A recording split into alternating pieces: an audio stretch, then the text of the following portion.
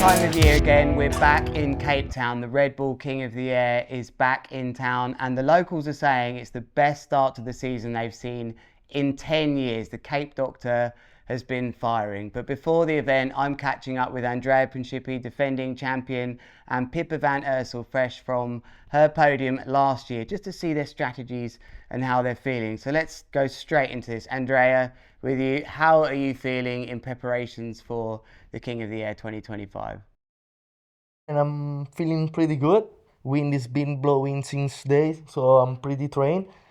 Training in the water is going pretty well. I'm happy with my tricks. Not much expectation, just having fun and doing my best, and enjoying also like the time here because it goes everything that fast that sometimes it goes, and you don't even realize it happened. It's too fast. So just And Pippa, for you, you haven't spent quite as much time in the water as Andrea this year, but you are ready for it. You are looking forward to kiting today, I know. How's your preparation gone? Yeah, I haven't spent that much time on the water, but I feel quite calm because of it. Maybe because I don't overthink my tricks, I don't overthink every single strategy. Because I just know, like, I'm mostly just looking forward to go out there and do the best tricks I can do, and then on the day I'll just bring my absolute best. So then I'll see. Yeah, and hopefully we get one of those like mega days. There's always the ones that I like to and see. it's not about how much you train, it's how you train, so Yeah. we need quality. Quality over quantity, that's very important actually, because I think usually my approach was to like spend the longest days on the water, but then you fry yourself also before Yeah, comp, and yeah, sometimes you arrive and you're tired, yeah. and now I feel like if I can compete, then all my energy goes out. I think that comes with experience, though, right? When you're younger, you naturally Yeah. want to go out. I mean, how many events I used to do where I was like, I just want to go kiting, and would do an hour before the competitions. Then I would see guys like Aaron not even kite until his heat, and I think, how could you not have warmed up or not? He just, if you're ready, right, from your training and your kiting. Now, we were just joking a minute ago about the calm before the storm, and this talk now was the calm before the storm. Pippa, you said something really interesting. Yeah, it's You like said it's the storm it's a before storm before the storm, because we've had like so many days now where it's just blowing every single day from already the morning until the evening. So then you have to be careful of not like wasting your energy too much, like spending the whole day at the beach kiting, kiting, kiting. And injured. If you snap something, it's done. Yeah. So how you say it before, like the goal when you arrive at the competition day and you are in one piece, I'm actually happy, because it's happened to me arriving like I was pushing, pushing, pushing 2 weeks before the event, snapping a ribs, and I was done, like I keep going, but I was done, no chance. But this discipline is punishing, right? yeah, then you grow, you have more experience, and I feel like now for me experience does so much. Like I know most of the thing before they are going to happen, so I can like And I think preview it. that's interesting, the sort of ages of competitors and how that's changed. Andrea, you're 21 years old, right? And Pippa, you are. I'm 26. Yeah, right. And so the ages come down of big air kiteboarding as young people have got into the sport. It's become more accessible. They haven't had to go on this journey of freestyle, which is how it used to be. Everyone wants to be into big air, and to call yourself like very experienced kiteboarders now at mid to early 20s is amazing how that's changed. But I definitely think that's an advantage for the riders, that like when you're younger, you just, and you must have both been there yourselves, where you just have so much to prove and you want to go out and do your best tricks, and to really calm it down and make sure you get the amount of tricks you do. Something as simple as just making sure you land a reasonable amount of tricks in your heat can be hard when you're younger. Like, do you feel that the experience is something you've got an edge over your competitors with, Pippa? Of course, like experience is very valuable. I think the first comps I did, I couldn't really eat before, I couldn't sleep well, and now it's like you already know how comps gonna be. And I would say I would never be able to see it as a normal day, because obviously there is more to it. But you try to kind of like now I see it more, okay, I really want to have fun and I'm gonna do the best I can do. And I've done everything in my power to prepare the best, to be in my mind the best and in my body. So then you trust more on that, and you take all the experience you had from how to approach comps. And sometimes I remember, like, when I could win a world title, I had so much pressure on me and I felt like every day had to be perfect. And I learned a lot from that experience to, okay, this is not working for me, it's not the right approach. For me, it's about if I'm happy, if I feel good, and if I want to enjoy my time with my friends and family, like close to the competition, that's what's making me feel the most comfortable. Yeah, and you've said something there that you were speaking about too, Andrea, about this pressure that you can put on yourself to have perfect days. You know, for you, Andrea, you also accepting that you can't have these perfect days in the run up to the competitions No, too. it's about flow, man. It's about having fun, I think. Man, all work for me when I put pressure to myself and say, oh, I need to do that trick, never work. But if I go and honestly now, man, I have nothing to show to anyone. I'm happy, you know. Whatever came, I'm happy, you know. I will give my best. If that day is not my right day and something happen, means has to go like that. Cannot do much.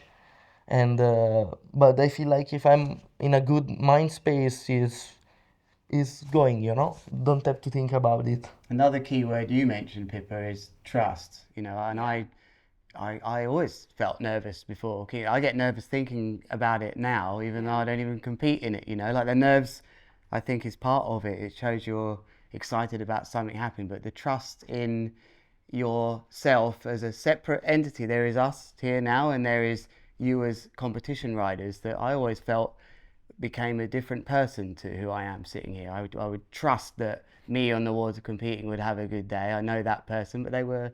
Is it the same for you? Do you see them as almost sort of two different people? Do you trust your ability as a competitive rider that they will deal with that when they're competing? Yeah, I think when I think about it, and sometimes I can think, oh, I didn't have the time before the comp on the water, but I also know, okay, if that competition happens, I know I have this fire in my body, and I trust that I can do well. And it's also about what you say, like, I also try to just accept all the feelings I have before competition. And if I accept all the fear, all the maybe when I'm super nervous, just accept it. And then later you have placed it in yourself, and then okay, you let go of it. But if I'm fighting a fear, if I'm fighting doubt, then it always comes back. And then if I just thought about, okay, I just let it be there, and then mostly it's not there for long. And then once I go on the water, then I feel like, oh, this is my place to be, and all the doubt, everything disappears. Do you get that same sensation when the moment you get wet or feel the spray, that it's this is a place that actually I'm comfortable. This is where I belong. Yeah, man, because it's you even like before going the water, or these days before going the water I'm kind of nervous, you know, expectation. But yeah, when I go in the water actually, and then I disconnect my mind and I just having fun, you know, then it's disappearing. It's just having fun, and I won't stay long in the water, not for train, man. It's not about training, it's about because I like it and I'm having fun, you know.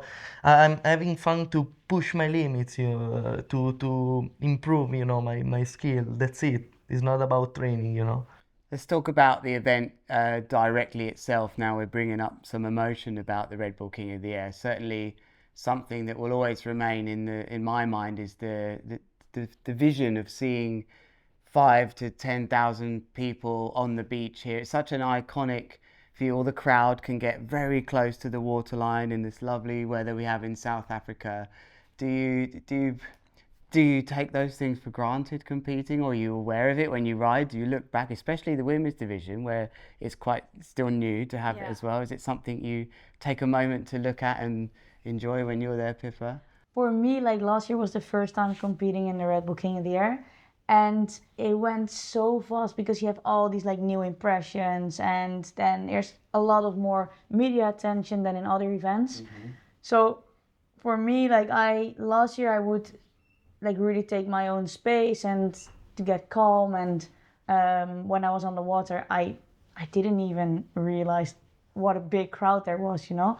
But obviously before I went, I had a warm up, and then I did tricks, and then you hear like the crowd like screaming already, and then I was like, oh, that's really sick. But I honestly, like, for me, it gives me such a good energy when people are like just screaming for you because of they're so excited to watch you. For me, that does just really good energy. And my family's gonna be there, so that's also really cool. So it doesn't make me more nervous or anything like that, but it's definitely, this is a different event than any other one. And they're the times of your lives looking back. I can look back myself now and think, wow, those times were so amazing. Like for you, Andrea, when you were riding and you look back and see an Italian flag, you know, what is that feeling like to see like the whole nation, you know, they're back home somewhere watching the live stream or on their beach, and you want to deliver that amazing result for them. That must be special. Yeah. It is amazing, you know. Also, like if like sometimes I look back when I was like not into this, and and I wanted to be here, and like thinking how would be like be there and stuff. Then actually when you're there is crazy, you know. It's like man, it looks like fake, unreal, but then you realize it's true, it's happening, you know. Man, actually, like sometimes I still can't believe it, you know. I wanted that, you know. And the thing is, like, you need to do it again, but after one point it's not about doing again. I think it's just having fun at one point, because I feel like I don't have to show anything to no one, you know, even to Italian people.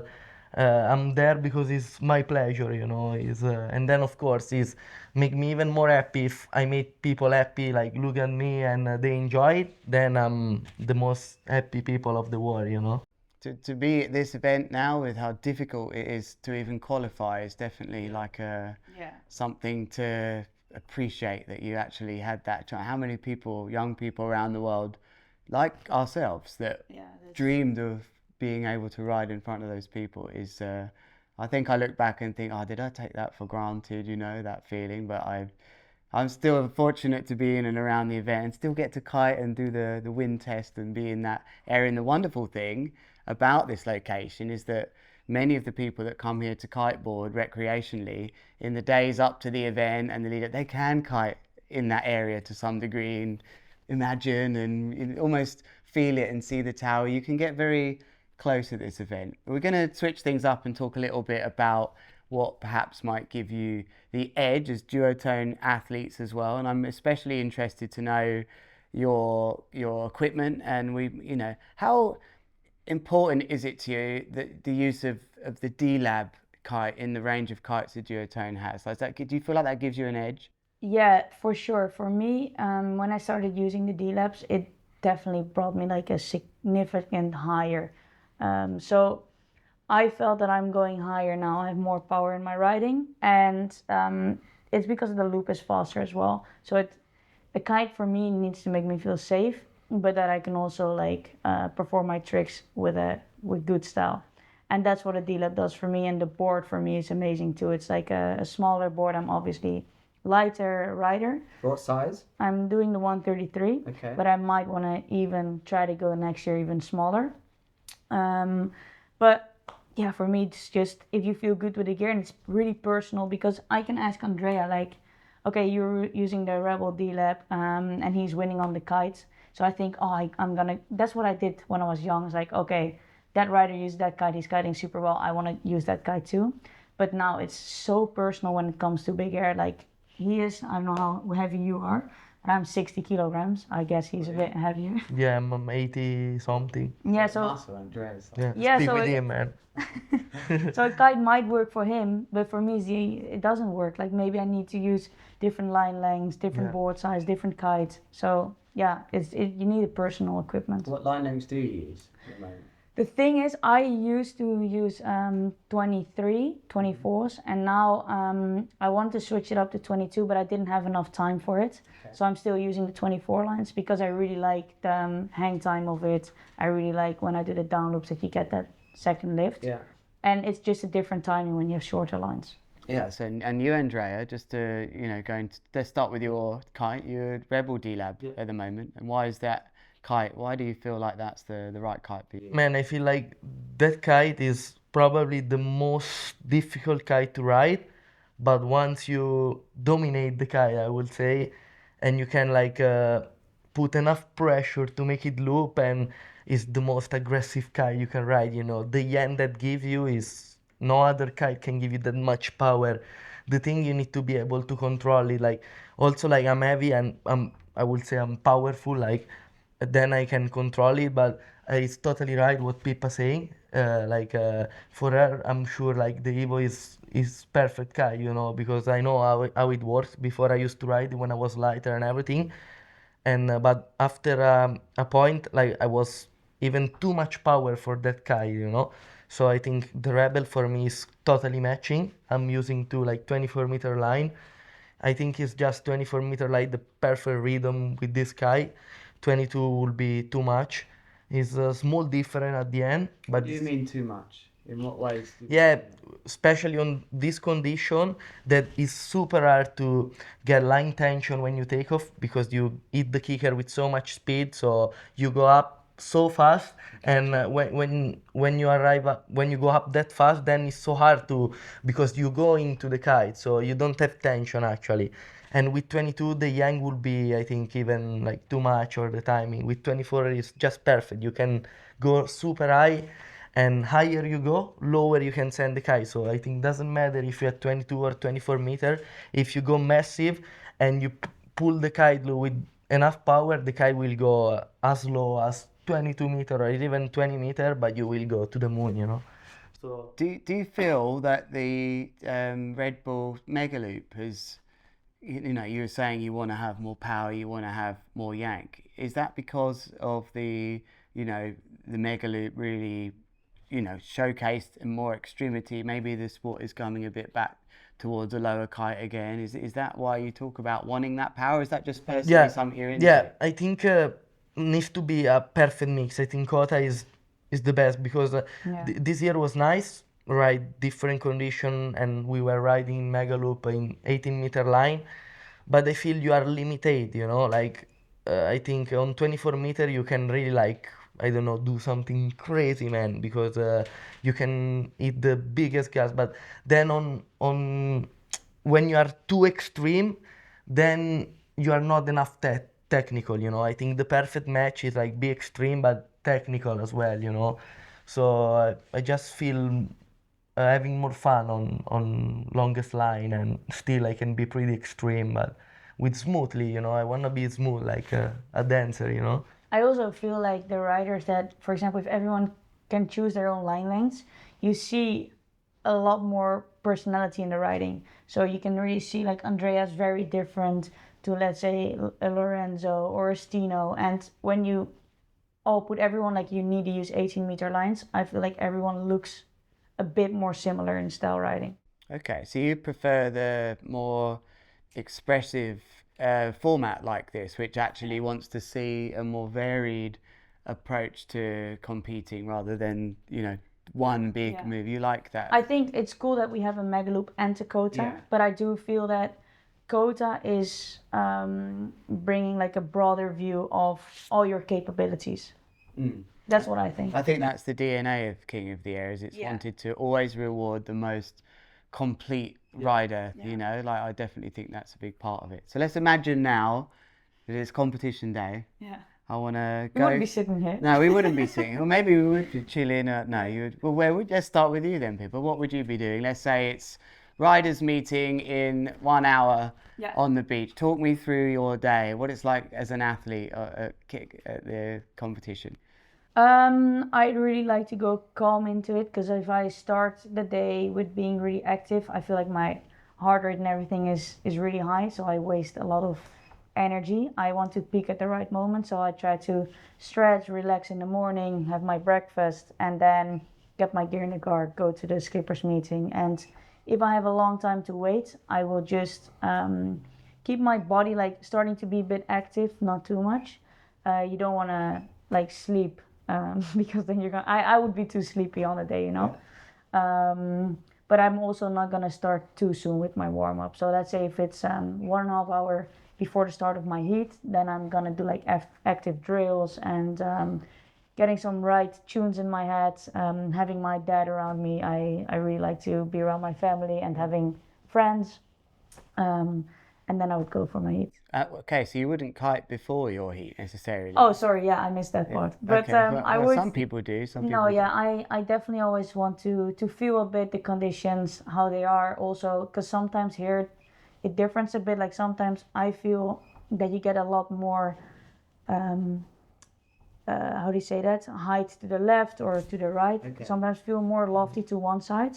So I want to test that because then I'm like, okay, maybe I do more tricks to the left, maybe I do more tricks to the right. Okay. And that's what I would feel in the warm up. I just want to get some rotations in, but don't do it risky. Yeah, nothing crazy. And Andrea, to talk me through your setup, you know. Yeah, I will wake up like later than I can, like to get a good rest, and then I don't know, make half kilo of pasta for parmigiano for my day, and something give it a small, you know, hit to the pasta to keep the energy all day, and then just relax as much I can, do my warm up routine, and get all the kite ready. And I don't know, maybe 2 hits before my hit, I go for 2 or 3 minutes in the water and feel the condition, and then go for it. And then it just happens after Yeah, that. and then, Once and you're then, out, the and, journey happens. and then I don't tend to think about it when I get the adrenaline pumping. It's finished. My mind disconnect is go, you know, autopilot. I think there's definitely a lot you can take from even something like competing at King of the Air and apply it to life. We spend a lot of time in life worrying about situations, and you know, I used to think, oh, am I going to be able to actually deal with it when I'm out there? And then we arrive at those situations, and it's almost like your training and your discipline just takes over, and that's life. You worry about things a lot which eventually don't even happen. I also think you can make it as big as you want, you know. Some people, they're like telling themselves, okay, this is the biggest thing ever. If I achieve that, then I feel happy or I feel success. But I think if you just try to like narrow it down and be like, it's just a super sick event and trust on yourself that you're gonna do the best you can, then that's it.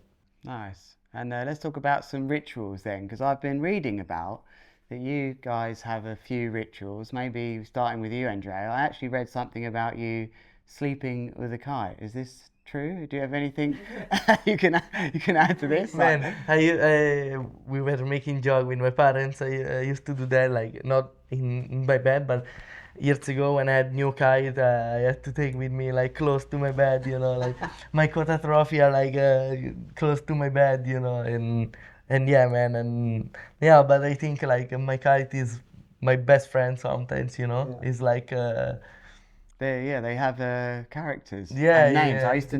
I had names. yeah, for I call Oh, it really? I call one Rocky, one Tyson. Okay, I had a Bobby. Was one. You don't have names for your kites? Sparky. You do have names. Bruce, Yeah. Bruce. Bruce. What is Bruce? Is that your eight? No, Bruce is my physio, but he's 7 meter and he's the physio, Bruce. Bruce. Nice. No, my 6 meters AP. It's his kite. Ah, okay. And so do you have any rituals as well? Obviously, you have names for the kites, but is there anything that, you know, on competition days that you do that you feel is superstitious? I had that a lot before. That, for example, I would have numbers on my bar, and then you have like 1, 2, 3, 4, and then it's like, okay, I definitely don't want to use that number 4, for example. I don't want to use that or that. But now, do I have?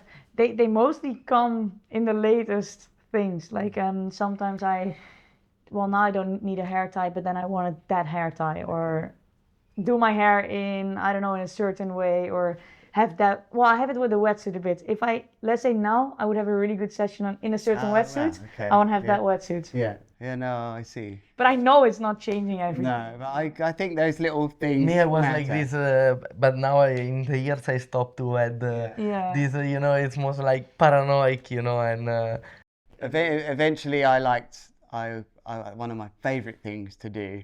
I had to set up first. I had to be, I had this thing, I had to try and find every edge. The riders are all unbelievable riders. Like, how can I find these little edges? And I felt I always loved the idea of the other riders seeing my kite first set up, like Really? early, like stupidly early. I was like, how is that even set up? I wanted to try and find these little moments, and eventually I quite liked having some messages on my board to remind me of those things, like something small from the family or something written. I found the board to be a bit of a sanctuary of places that would give me good feelings. I used to write on pen like the goal in my board, or it's good, like it's the first thing you see, it like it's your board, like. Yeah, it is. But it's you and it's like, we spoke a lot today about the isolation sometimes that comes with being a professional kiteboarder. We might talk about that in a moment, but your board is one part of your equipment that is on that journey with you. Your kiting equipment, we've joked about how we name things, but you spend more time with those pieces of equipment as a professional kiteboarder sometimes than you do close family. I mean, what is that like for you, Pippa? Like traveling and being a professional kiteboarder. I mean, how long are you actually at home in the Netherlands in a given year? 365 days of the year. How many days are you actually at home? I think because I really feel at home here in Cape Town, to be honest. So I really like to spend like 3-4 months of the year here. And then the rest of the time, mostly if I have to do gym or physio, then I set my base a bit in Holland. So this year I spent quite a bit of that. Next year it's not going to be like that. But so then I would literally think 3 to 4 months, 3 months a year at home. So over half a year. Yeah. Over half a year for you is like... Yeah, over half a year I would spend away. But now actually my parents moved here for half the year and then half the year in Holland. That's handy. Yeah, because we all live on boats, so we don't have an actual house. Oh, wow. And then they moved here for a bit. So that's also like, now I feel more at home here because I can literally go to my parents' house and sleep over. So yeah, that's the first year, and I feel comfortable. That's nice. And Andrea, you're on the road a lot as well, like at least half a year away from home is normal to you. Yeah, no, but like after I travel long, I really need to go home and see my old friend, from life, and not doing anything about kite, but just making mess around, going crossing, going fishing, make some mission, but everything close to my home, like to feel real home, because after a point like that you go that much around, you don't feel anymore having a house, it's so weird because every time it's so hard, man. Every time you go is new people, you need to get used to it, to that gym or that person, that spot, and then a week after is everything different again. So it's like so much changing, and I feel the only thing that stayed the same is like my home, like where I coming from, where I born.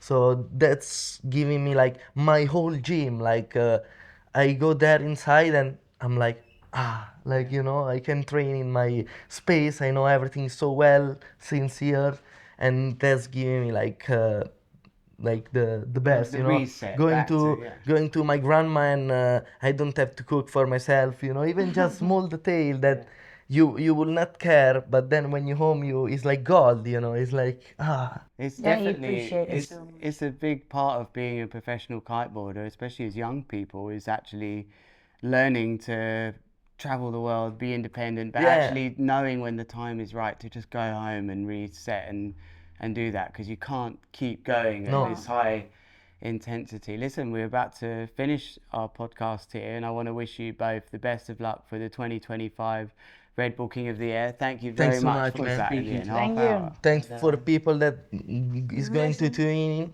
and I hope you like it. I hope you enjoy the show. Bye bye.